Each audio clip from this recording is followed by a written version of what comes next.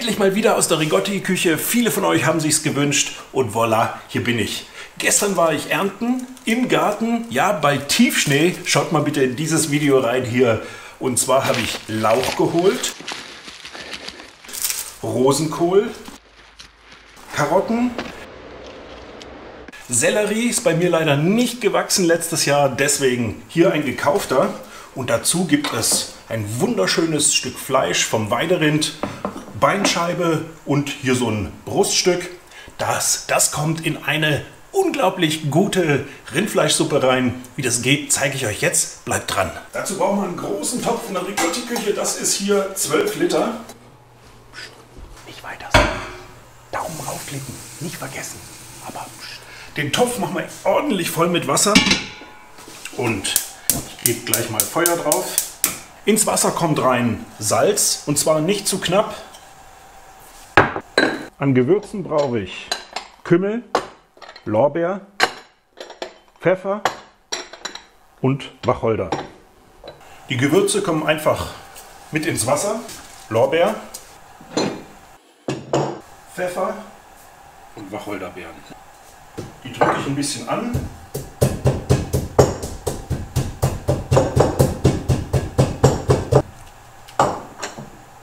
Könnt ihr es riechen? Und auch das kommt dann direkt ins Wasser. Und jetzt zum Fleisch. Wenn ihr eine Fleischbrühe wollt, also eine kräftige Brühe, dann gebt das Fleisch jetzt dazu. Ich habe hier eine Beinscheibe mit Knochen. Die kommt jetzt rein ins kalte Wasser.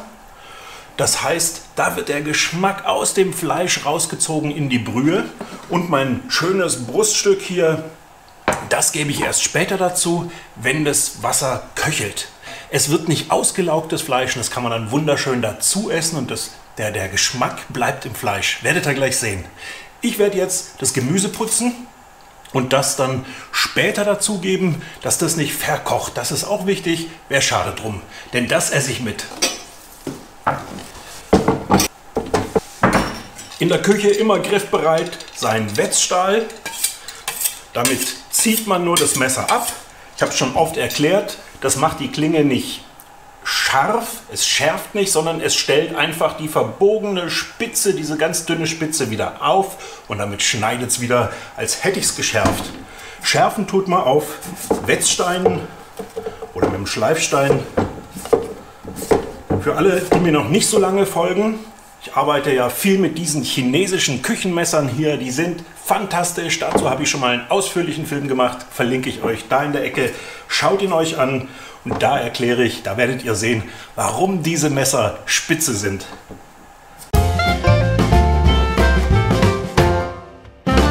Ich schneide mir das Gemüse hier in kleine Würfel, weil ich es dann in der Suppe mitessen möchte. Ansonsten kann man es auch einfach grob schneiden, mit reingeben, wenn man nur die Brühe haben möchte. Dann kann man sich die Arbeit einfach sparen.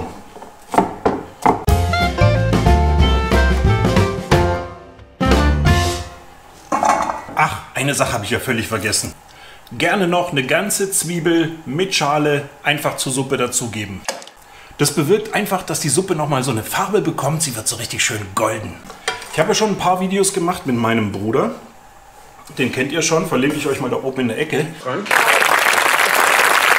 Aber ich habe noch einen Bruder, der ist gelernter Koch und hat ein Hotel. Jetzt zur Corona-Zeit natürlich eine ganz blöde Sache. Vielleicht besucht er mich auch mal und wir kochen was zusammen, denn er ist Profi. Henning, falls du den Film schaust, ich würde mich freuen. Hier ist mein Grünkohl. Da schaue ich noch mal rein, ob hier nicht irgendwelche Raupen noch drin sitzen. Denn ihr wisst, ich spritze kein Gift und ganz vergessen, dieses Jahr habe ich mein Gemüseschutznetz. Das hilft unheimlich gut gegen den Kohlweißling, der Schmetterling, der seine Eier gerne auf Kohlgewächsen ablegt.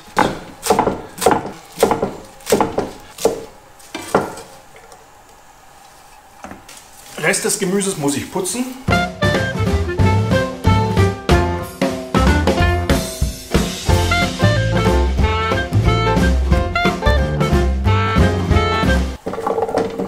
Meine Karotten, die schäle ich nicht. Ich wüsste nicht warum, wenn ich hier so ein Stück von der Schale probiere.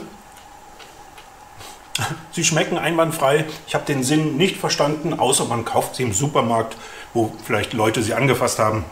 Aber die eigenen Karotten aus dem Garten braucht ihr nicht zu schälen, einfach gründlich abwaschen.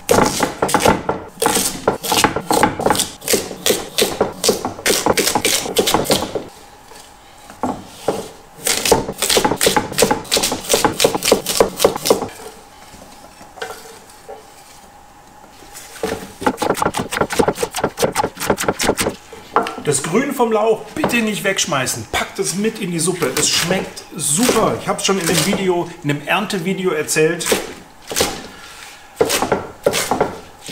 Manche schmeißen das Grün vom Lauch weg. Es ist schade drum. Hopp. Wisst ihr, was ich glaube? Ich glaube, Zwiebeln sind unglaublich gesund. Ich esse sie viel, ich esse sie häufig. Gerne auch roh. Gerne aber auch hier wie jetzt in der Suppe. Und mal ehrlich, wann bin ich mal erkältet? Bei den Zwiebeln gehe ich nur her, die viertel ich einfach nur. Die zerfallen dann in der Suppe eh. Und ich mag das. Es ist ein tolles Gemüse. Sie werden auch relativ mild in der Suppe. Probiert das mal aus. Fast überall kommt bei mir der Ingwer dazu. Manche Leute schälen ihn nicht, aber obwohl ich Bio-Ingwer kaufe, bin ich da ein bisschen vorsichtig. Ich schäle den lieber, ich weiß nicht, was da schon alles dran gekommen ist. Schließlich werden da auch Fertilizer verwendet, also irgendwelche Dünger. Ich möchte das nicht unbedingt im Essen haben, wenn ich nicht selber die Kontrolle darüber habe. Also aus dem eigenen Garten völlig in Ordnung, aber was von weit her kommt, bin ich vorsichtig. Mittlerweile gibt es auch in Deutschland einen Ingweranbauer. Den würde ich ja gerne mal besuchen gehen, ist in Bayern, trotzdem ein Stückchen weg von mir. Habt ihr da mal Interesse, zu einem professionellen Ingwerbauern ein Video zu sehen? Genauso wie die Zwiebel, der Ingwer soll saumäßig gesund sein. Ihr seht außerdem, so ganz genau bin ich beim Schälen des Ingwers nicht. Den Ingwer kann man entweder fein hacken, in Streifen schneiden oder so ganz lassen. Dann gibt er nur seinen Geschmack ab. Dann müsst ihr den nicht unbedingt mitessen. Wobei ich ihn schon sehr gerne mitesse. Lecker. So, die Brühe lächelt. Das heißt, sie köchelt so ganz leicht. Genauso soll es sein. Den Herd schalte ich jetzt runter auf kleinste Stufe. Und jetzt kommt mein schönes Stück Fleisch dazu. Sollte sich bei euch oben in der Suppe so ein Schaum absetzen hier, könnt ihr das abschöpfen. Bei so ein bisschen wie es hier ist, lasse ich es drin. 1,5 Stunden lasse ich das Fleisch jetzt darin ziehen. Dann kommt das Gemüse dazu. Wir sehen uns gleich wieder. Ich freue mich schon drauf. Den Topf, den habe ich jetzt auf die kleine Flamme hier gestellt und die auch ganz klein geschaltet. Die Suppe soll wirklich nur ganz leicht köcheln. Schaut euch das an. Ein Traum. Probieren wir sie mal. Oh ja, kräftig, gut.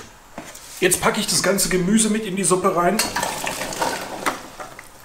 Das darf richtig viel sein, denn es soll ja Geschmack kommen in die Suppe. Das ist wichtig. Die Zwiebeln kommen mit rein. Der Lauch. Und der Ingwer. Jetzt sieht man auch, warum ich den Topf nicht ganz voll gemacht habe mit Wasser. Denn jetzt wird er fast randvoll. Und diesen schönen Kochlöffel hier, den habe ich außerdem vom Robert mal geschenkt bekommen. FSR, Florian Sabina Rigotti. Robert, bei dem war ich vor kurzem mal. Der ist Jäger und Musiker. Film dazu, als ich bei ihm war, da oben in der Ecke. Das Ganze darf jetzt weiter köcheln. Ungefähr so eine halbe Stunde, bis das Gemüse durch ist. Ich würde sagen, die Gemüsesuppe ist jetzt fertig. Schauen wir mal rein. Schaut das nicht gut aus.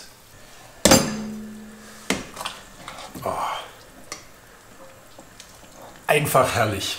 Jetzt gebe ich sie mal hier in mein Schüsselchen. Dann schaut euch mal die Farbe der Suppe an. So muss eine Fleischbrühe aussehen. Fantastisch, ganz kräftig und würzig im Geschmack.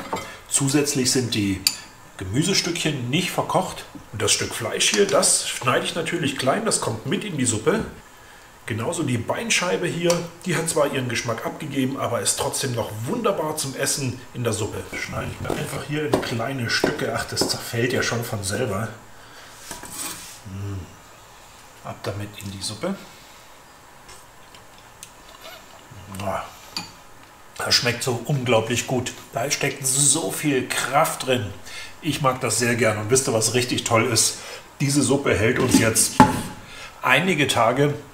Wir essen da jeden Tag von und es schmeckt jeden Tag besser. Wenn ihr Lust habt, macht's nach. Es schmeckt richtig gut, es tut gut, man bleibt gesund und fit. Ich finde es klasse und fürs Bäuchlein ist es auch nicht schlecht, denn kalorientechnisch ist da nicht allzu viel los. Einfach fantastisch. Unglaublich gut. Oh, schau mal hier. Nein, aber schau mal, was haben wir denn hier?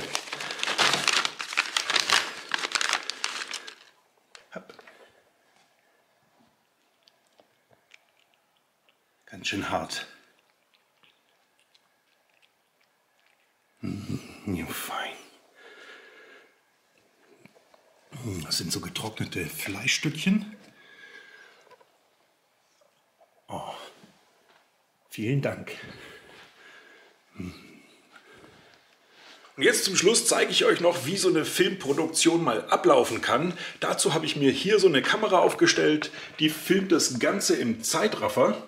Alle 2 Sekunden ein Bild, so ungefähr dieses Set hier, diese Aufnahme. Vom Aufstellen der Kameras, der Lichter und der ganzen Filmproduktion über den Abbau. Ich wünsche euch viel Spaß.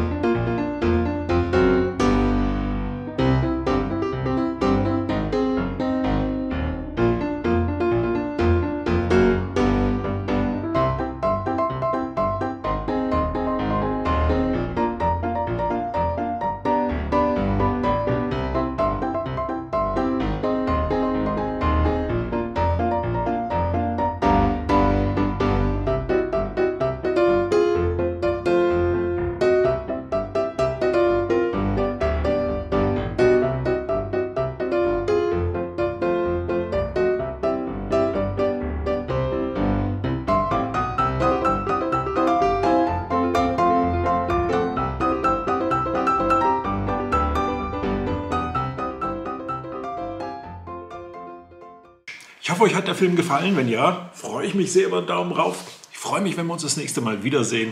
Ahoi, sagt euer Suppenkoch Rigotti.